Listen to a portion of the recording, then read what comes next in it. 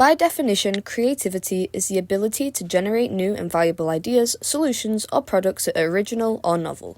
It's an involvement of imagination, perseverance, and critical thinking to create something entirely unique and is applicable to many areas throughout life. We live in a world where creativity is begged for, but almost always limited and suppressed in some way. In education systems, we prioritize specific testing and evaluation over genuine exploration and development, which discourages divergent thinking. In workplaces, they value efficiency over the risk of experimentation. In general, everyday society, people are afraid of the social norms set in place like a silent rule, and algorithms reward content that stays similar and routine, encouraging people to stick to the general formula of content creation, instead of genuinely enjoying the work they do and creating something new. It's not suppressed in the sense that you'll be imprisoned for creating something too different, but instead it's written in quieter terms like corporate control, market-driven censorship, and political pressure. Art still exists, but it's filtered to the point where being fed the same bleak outputs. A great example of this blatant production operative output is GCSE art. Copying artists and researching what makes their art unique instead of experimenting and giving students time to develop their own ideas of nature and response. Instead of honing in on people's raw imaginative talent, we coach it into following our elders and creating mini versions of their works. These are artists like Van Gogh and Leonardo da Vinci. It's great to understand history, but not allowing art students to create their own works and responses is disingenuous to the idea of art itself. More restrictions include audience backlash, financial constraints, and mental health and burnout. In the modern era, we call it art block. The idea that an artist is unable to create because of no inspiration or ideas, the feeling of being stuck. It can affect anyone regardless of skill or experience, but you'll notice a key factor to a lot of people's art block is the fact that creativity is restricted in some way. This suppression isn't good. It might not seem like a big issue, but it shapes the way we as people think, function, and survive. We use our creative energy into sharing our stories. Art is one of the most used forms of self-expression and encourages people to say what they can't say directly. This is things like trauma, resistance, and identity, which get trapped behind walls of platform restrictions. It means people won't be able to share the truest part of themselves.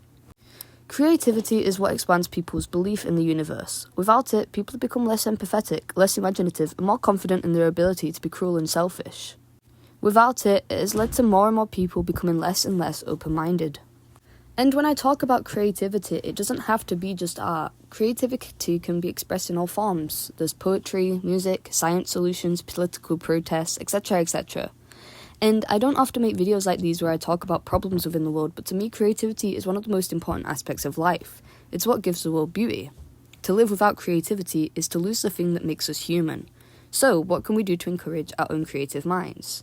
Well, obviously the first solution to this would be to get rid of the idea that art has to be marketed or aesthetic. We should be making art for ourselves. Whatever you choose to do, whether it be journaling or drawing or, fixing a problem that doesn't need fixing. Let yourself feel whatever medium you desire and feel free to just be yourself and express your ideas. Outside pressures shouldn't have that control over you. If you're someone who relies on social media, you should try to stay away from it and draw ideas and concepts from your own thoughts and connections to the outside world.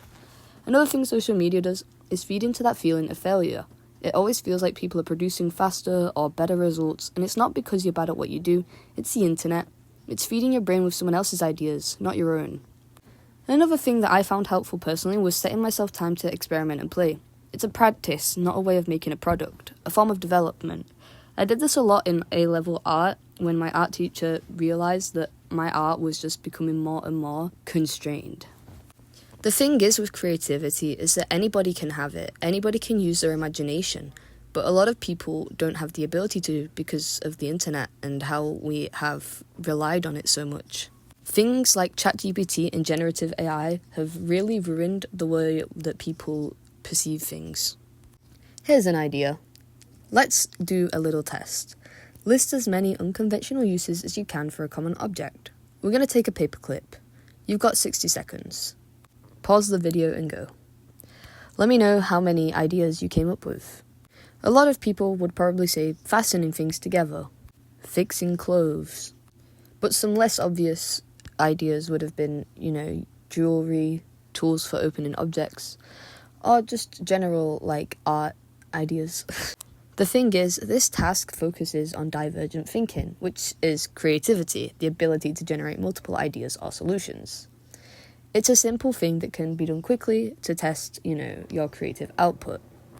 If you struggle to come up with more than 3 to 5 ideas, then it feels like your creativity is in danger, and you should really look into looking into yourself and exploring that side of yourself. The most important thing of the creative process is the 5 P's: perception, practice, perseverance, patience, and passion. They are honestly the most essential thing to the success of anything creative, no matter what you're doing. As a community, I think we should focus more on being creative and allowing ourselves time to explore and experiment. Let's get off Pinterest and use our brains for once, guys. And as always, I will see you guys in the next video. I enjoyed making this video, and I want to know your ideas about the creative process below. I love you all. Goodbye.